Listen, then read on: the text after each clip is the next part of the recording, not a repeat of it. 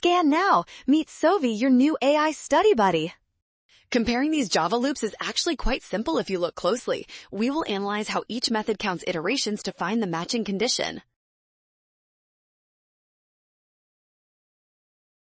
Method 1 uses a standard for loop that runs while I is less than a divided by b. Since these are integers, this loop executes exactly a divided by b times. Method 2 increments I by b each time until it reaches a. This effectively calculates the ceiling of a divided by b, which can differ from the floor used in method 1. These rounding behaviors only produce the same result when a is perfectly divisible by b.